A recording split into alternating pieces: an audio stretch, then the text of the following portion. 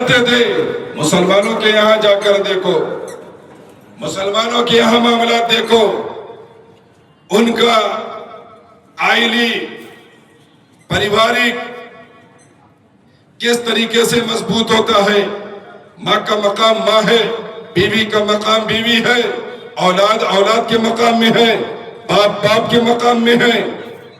مگر آج دارالفتہ جا کر پتہ کرو، وہی معلوم ہوگا کہ وہاں پر گھریلو معاملات کتنے آ رہے ہیں۔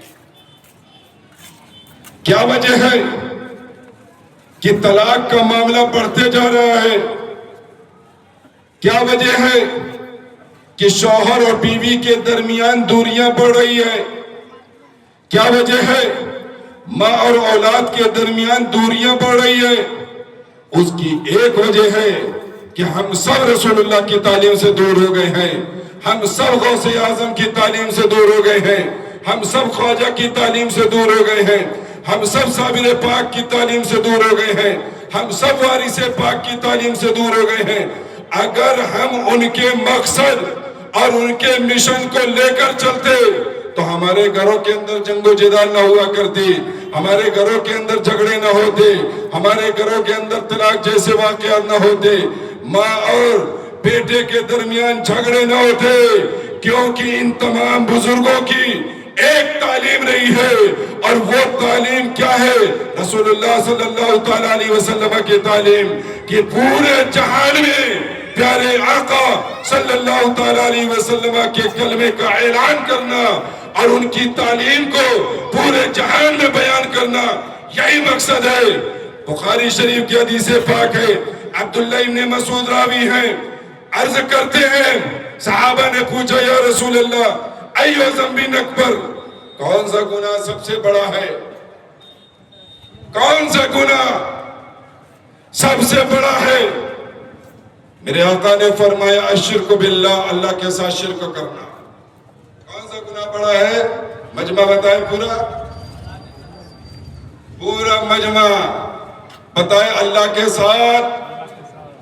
کے ساتھ زور سے بولو، کھانا وانا نہیں کہے کیا؟ اللہ کے ساتھ شرک کرنا۔ مگر یاد رکھنا اس شرک کو بہت مس یوز ہوئی ہے، یہ شرک جو ہے مس یوز بہت ہوا ہے، اس کا جو ہے مس یوز بہت کیا گیا ہے۔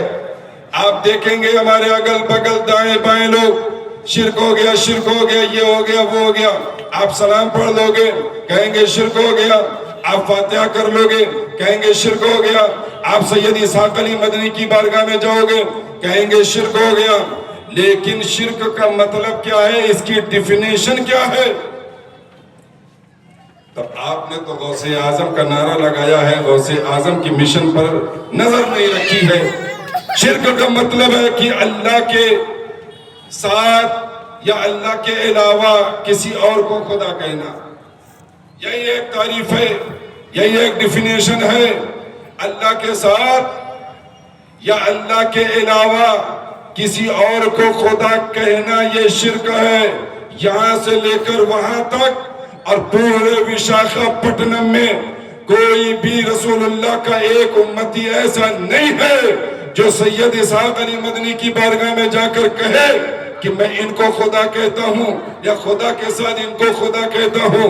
نہیں کہتا، اس لیے کہ سید اسحاق علی مدنی اولیاء کو خدا نہیں، خدا کے محبوب بندے کہتے ہیں، خدا نہیں خدا کا ولی کہتے ہیں، خدا نہیں خدا کے برگزیدہ بندے کہتے ہیں۔ اسی لیے آپ دیکھو، آپ خواجہ کی بارگاہ میں جاتے ہو، آپ ان کو کیا کہتے ہو؟ کیا ان کو خدا کہتے ہو؟ نہیں، بلکہ انہیں خدا کا محبوب بندہ کہتے ہو۔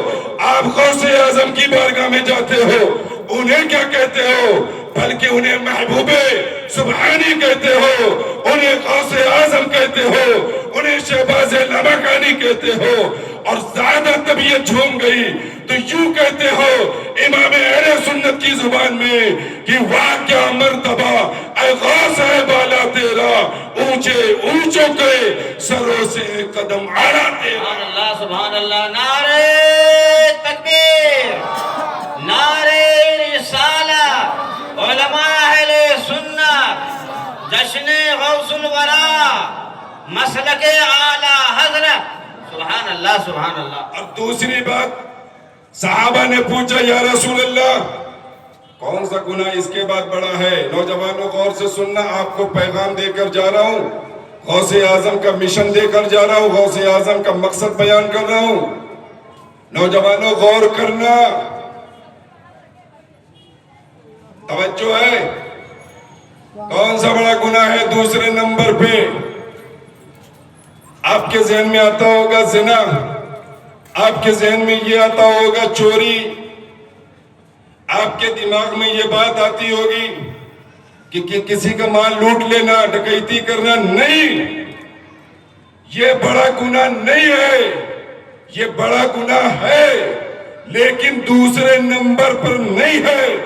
دوسرے نمبر پہ اگر کوئی سب سے بڑا گناہ ہے جس کو میرے آقا نے بیان فرمایا ہے، بخاری کی روایت بتاتی ہے، حقوق الوالدین، ماں باپ کو ستانا ہے،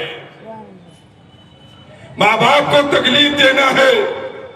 اگر ماں باپ کو تکلیف دیتے ہو، یاد رکھنا تمہاری نمازیں بھی قبول نہیں ہوں گی، تمہارے روزے بھی قبول نہیں ہوں گے، تمہارے حج بھی قبول نہیں ہوں گے. غوث اعظم کو دیکھو، 40 اشرفی اپنی گدڑی میں رکھے ہوئے ہیں. ماں نے یہ نصیحت کی تھی، اے عبد القادر، کسی حالت میں کیسے بھی ماحول میں ہو جھوٹ نہ بولنا. حقیقت میں یہ تعلیم تو رسول اللہ کی ہے، مگر ماں نے یہ تعلیم اپنے بیٹے عبد القادر کو دیا. عبد القادر نے دنیا کو یہ پیغام دیا اور ڈاکوؤں کو بھی بتا دیا کہ میں ماں کو بھی مانتا ہوں اور ماں کی بھی مانتا ہوں، اور بتا دیا کہ میری گدڑی میں 40 اشرفی ہے نا. تو نوجوانوں کیا خیال ہے؟ ماں کو بھی مانو، ماں کی بھی مانو، غوث کو بھی مانو، غوث کی بھی مانو، خواجہ کو بھی مانو، خواجہ کی بھی مانو، صابر پاک کو بھی مانو، صابر پاک کی بھی مانو. اور سید اسحاق علی مدنی وشاکھاپٹنم میں رسول پاک صلی اللہ تعالیٰ علیہ وسلم کے ایما اور حکم پر تشریف لائے تھے مدینہ شریف سے. اسی لیے آپ کو مدنی کہا جاتا ہے. یہ شہر میں پہلی مرتبہ آیا، لیکن 1955 میں میرے دادا یہاں آ چکے ہیں ریزرو لائن مسجد میں.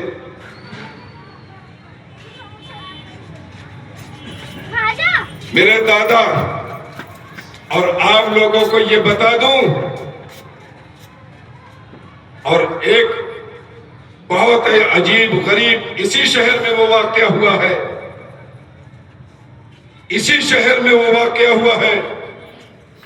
15 دن تک حضرت خضر علیہ السلام میرے دادا کے ساتھ ریزرو لائن مسجد میں رہے 15 دن تک. اور کہاں ہے وہ منیر الاسلام بھائی؟ منیر الاسلام بھائی، نور الاسلام نہیں، وہ مرحوم ہو چکے ہیں. منیر الاسلام بھائی آئے ہیں، وہ ہیں وہاں پر، دیکھیے. اور ان کے والد کو یہ شرف ملا ہے میرے دادا کے ساتھ رہنے کی وجہ سے کہ خضر علیہ السلام سے ان کے والد نے مصافحہ کیا. 15 دن تک 1955 میں اور 1971 میں دوسری مرتبہ اور تیسری مرتبہ وطن میں خضر علیہ السلام. اب سنیں، جب خضر علیہ السلام میرے دادا کے پاس 15 دن بستر لگا کر ساتھ میں رہتے، ساتھ میں اٹھتے، نماز پڑھتے، میرے دادا کے پیچھے نماز پڑھا کرتے. خضر علیہ السلام ایک حیدرآبادی بزنس مین بن کر آئے تھے میرے دادا کے پاس، مگر دادا کی نگاہ ولایت نے خضر علیہ السلام کو پہچان لیا تھا. کہا امام صاحب آپ بھی تحفے کے طور پر یہ لے لیں. میرے دادا نے فرمایا میں اس نگینے